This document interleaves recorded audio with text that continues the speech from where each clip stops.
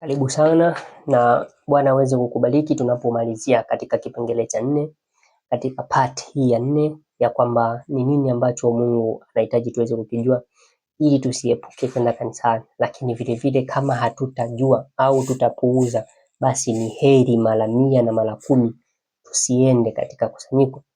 Tumekuwa na kipengele cha kwanza katika mavazi na mionekano. Tumekuwa na kipengele kingine katika sadaka, ya kwamba hakuna mtu anatakiwa aende katika kanisa bila kuwa na sadaka. Kipengele cha pili hicho. Kipengele cha tatu tumeangalia vile vile kicho mbele za Mungu katika ibada, na kipengele cha 4 tunaangalia katika kitabu cha Matendo ya Mitume. Bwana akatusaidie. Kama tutazingatia hivi vipengele 4 tutakuwa ni wenye kuwa na ibada yenye kumpendeza Mungu sana sana. Bwana akawasaidia wazazi kuweza kuwaambia watoto wao, maana watoto huwa wanawakera wahubiri hata wakiwa na moyo mzuri, lakini huenda hata malaika wanakeleka kwa sababu wanakuwa ni wenye kupiga kelele au wana kichwa. Wazazi nao wanaongea wanaongea, hiyo nayo haipendezi katika kichwa. Bwana akatusaidia.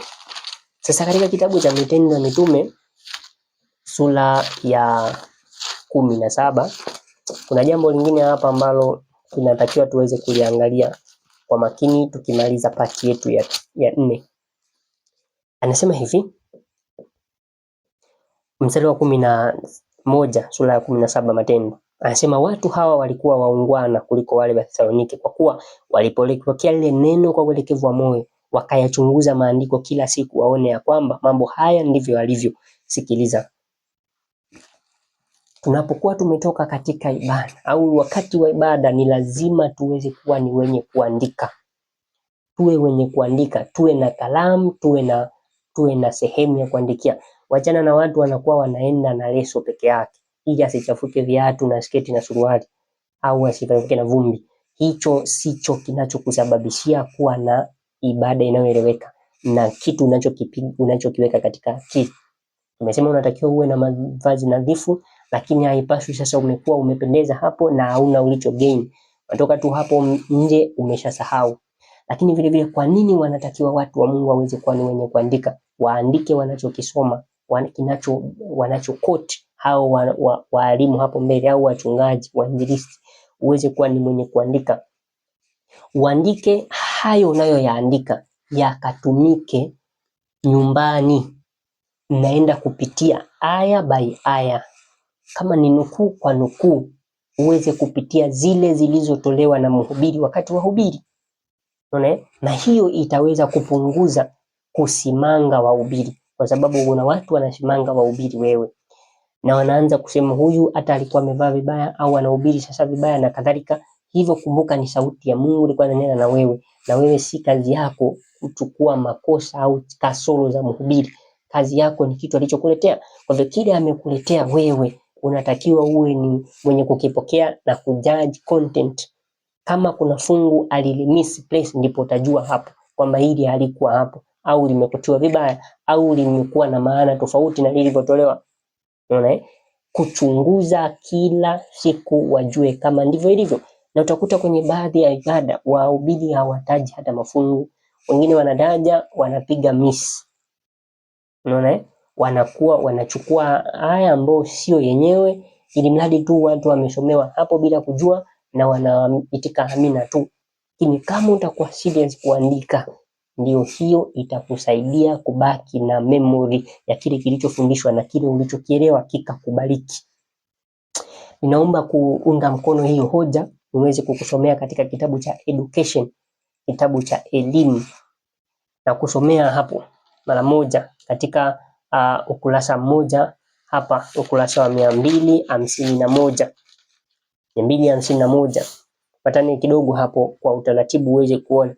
Ili jukumu la kuandika ndipo kwa wazazi na watoto wote katika familia na wale ambao wataenda nyumbani waweze kuwa ni wenye kupitia. Sasa ukiangalia hapa anasema hivi, education, elimu. In listening the sermon, kwa kusikiliza mahubiri. Let parents and children note the text. Acha wazazi na watoto waandike au wanote zile text. and the scriptures quoted, na yale maandiko au aya zilizokuwa zimenukuliwa wakati wa ubiri. Na anasema and as much as possible of the line of thought to repeat to one another at home.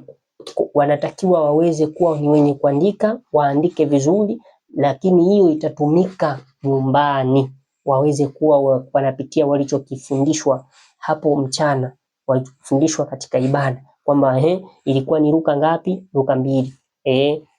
Nini tulikielewa hapo? Hapo ndio kuna kudumisha kicho, kudumisha moyo wa ibada, sio kuishia kile ambacho mmeelezwa hapo. Na wengine hata wengine wanajaribiwa kuandika lakini hawapitii kile walichokiandika. Hiyo itakuwa haujakamilisha katika ibada.